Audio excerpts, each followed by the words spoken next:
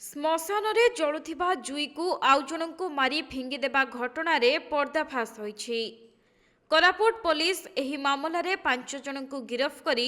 Court ଚାଲାଣ କରିଛି। ତେବେ ଗୁଣିଗାରେଡ଼ି ସନ୍ଦେହରେ ହୋଇଥିଲା ବିଭତ୍ସ ହତ୍ୟାକାଣ୍ଡ। ଆଉ ଏନେଇ ସାମ୍ବାଦିକ ସମ୍ମିଳନୀ ଜରିଆରେ ସୂଚନା ଦେଇଛନ୍ତି କୋରାପୁଟ ଅତିରିକ୍ତ ଏସପି ମନୋବ୍ରତା ଶତପଥୀ। थाना अंडा आसुची तांकू मर्डर कर दिया हेची एवं तांकू जुई रे मध्य पोड़ी दिया हेची। एमती गोटे खबर हमर आस्तिला आमी से खबर को नेकी बंधुगा पुलिस हमर इनक्वारी स्टार्ट करथिले एवं गोटे लोक जहाना जंगामा मिनियाका एवं तांके किछि सहयोगी आमी तांकू आनी के पछदा पछदी करथिलु। इन द मीन टाइम जे मरिथिले शिव मिनियाका तांकर बापा तांको ना अछि बुरुसा मिनियाका से आसी के हमको गोटे रिपोर्ट देथिले जे तांकर पुओंकू मारी दिया जायछि एवं तांको शव को मध्य जळै दिया जायछि। आमे से ऊपर आउ टिके छानबीन करथिलु। आमे जो अक्यूज जो माननकू कुहा जाउतला से मानकू आनी के पछदा पछदी करथिलु एवं मध्य जणा पड़िथिला एक्चुअल से माने से जो जे अछले डिसीज शिव मिनियाका तांको आनी की से माने तांको मर्डर करके जुई रे जळै दिचंते। देखंतु से जो रिपोर्ट आसिला से रिपोर्ट ऊपर आमे गोटे केस मध्य रजिस्ट्रेशन करछु। सेटा बंधुका पीएस केस नंबर 112 डेटेड 9/12/24 हम एटा मर्डर सेक्शन लगिछि एवं जेहेतु से माने एविडेंस को डिसअपियर करिया को मध्य चेष्टा करथिले प्रमाण नष्ट करिया को आमे 201 मध्य लगैछु। तो हमर सेक्शन एक्चुअली 103 2 238 395 बीएनएस केस हिछि नुआ धारा अनुसार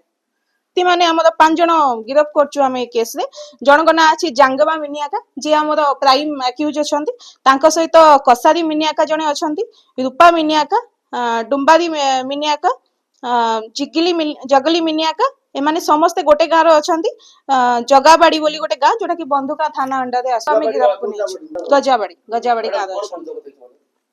तांका पाखर आमे गोटे ठेंगा जबत करछु जो थिले से माने प्राइमली अक्यूज मारिथिले जे डिसीज अछि तांको मारिथिले ता सहित डिसीज रो गोटे सू प्लास्टिक सू गोटे तार जबत हेछि एवं से जेहेतु ताको पोड़ी देथिले आमे साइंटिफिक टीम को मध्य डाकिथिलु से माने आसी की से माने तांकर स्टेटमेंट मध्य देइचंती हमको एवं से माने किछि डेड बॉडी रो डेड बोन्स जो गुडा को अछि जली जाइथिला ता रिमेन्स गुडा को हमको कलेक्शन करके देइचंती आमे फर्दर ताको डीएनए एनालिसिस पाई के आरएफएसएल भी पठेबु। हाँ प्रकृत रे घटना कौन हेतिला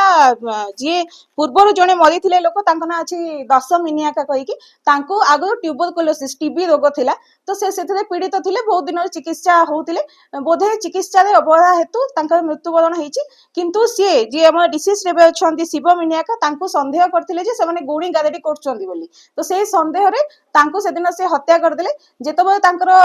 शिव जे प्रथमे 10 मिनियाका जे मरि जाइथिले से जेतबे तांको जुई जळा होतिला ये सेठी पाखरे बसी के मद पिउथिले तो जो माने एक्यूज थिले तांको पोड़िया पई कि नैथिले से माने बोधे राग बसत से माने को ताकू प्रथमे सेठी देखि कि अल्कोहल पी देखि कि ताकू सेठी पिटापिटी करिचंदी जो ठेंगा हमर जबत हिची से ठेंगा ताकू बाडैचंदी एवं तापरे ताकू मारी दैचंदी मार देला परे मिलिथिबा सूचना अनुसार बंधुगा थाना झारपा गाँवर 10 मिनियाका दीर्घ दिन धरी टीबी रोगरे पीड़ित थिले आउ गत रविवार दिन तांकर मृत्यु घटिथिला किंतु परिवार लोके एही मृत्यु को सहजरे ग्रहण करि पारि नथिबा बेले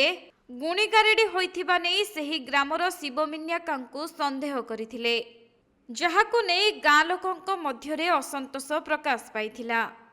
सेपटे 10 मान्याकांको जुई जलिबा समय रे जुई ठारू अल्प दूर रे शिव मान्याका बसी मद पिउथिले तेणु सेठारे उपस्थित थिबा माल भाई माने ताती जाई शिवंको ठेंगारे पिटी पिटी हत्या करिथिले परे जळुथिबा 10 जुई रे नै शिवंको मृतदेह को फिंगी देइथिले आउ एबे पुलिस एही घटनार पर्दाफाश करी 5 जण अभियुक्तंकु गिरफ करी कोर्ट चालान करिछि।